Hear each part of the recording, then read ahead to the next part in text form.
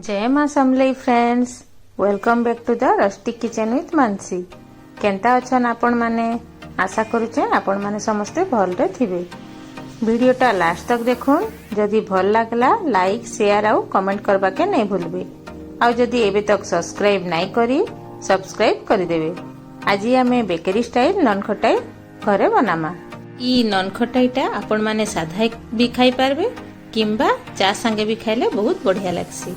मुई न ओभान रे बनेचे, आपण माने ओभान नहीं थिले कढ़ई किंबा इडली स्टैंड रे भी बने पारबे। इटा पूरा सिंपल रेसिपी परफेक्ट नन खटाई बनाबार लगी। तो चलोन रेसिपीटा स्टार्ट करमा आउ देखिनेमा इंग्रेडिएंट्स माने काना काना नेछु। घिया 3-4 कप, पाउडर चीनी 3-4 कप, मैदा 1 कप, बेकिंग पाउडर 1/2 टीस्पून, बेसन 1/2 कप, सूजी 2 टेबलस्पून, 1 पिंच लूण, टॉपिंग्स लगी पिस्ताचो और 8टा आलमंड के 2 फाल करी नीचो। एबे गुटे मिक्सिंग बाउल रे 3-4 कप घरे बनाला घियो नहीं जिमा आउ इलेक्ट्रिक बीटर रो हेल्प रे टिके टाइम लगी बीट करी देमा, जेंता कि घियो रो कलर येलो रु लाइट येलो कलर आउ फ्लफी हे जिबा।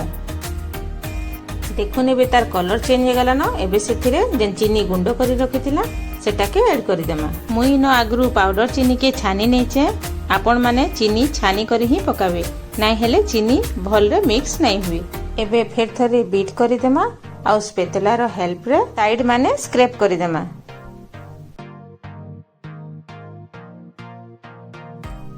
एबे चालनी रे मैदा, बेसन, सूजी के छानी नेमा, बेकिंग पाउडर आउ लूण पके देमा।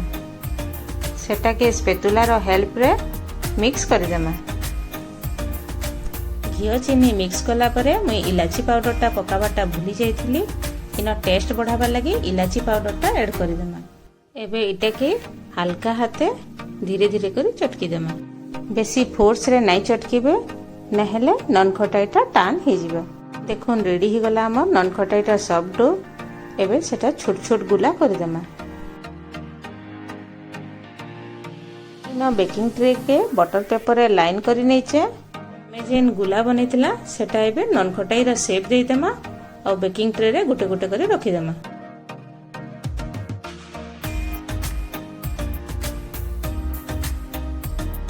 मुई अधा नन खटाई रो ऊपरे पिस्ताचो देचे और अधा नन खटाई रो ऊपरे जेन 2 फाल करी आलमंड रखितिला सेटा के नन खटाई ऊपरे दे देमा।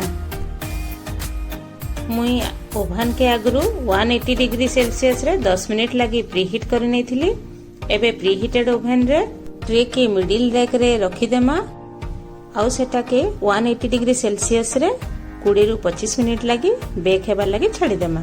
आपण माने जदि कढ़ई रे बनाबा के चाहूचन, कढ़ई के 10 मिनिट लगी प्रीहीट कर देबे। से प्रीहीटेड कढ़ई रे लो टू मीडियम फ्लेम रे 20 रु 25 मिनिट लगी बेक हेबार लगी छाड़ी देमा। एबे देखुन रेडी ही गला हमर बेकरी स्टाइल नन खटाई।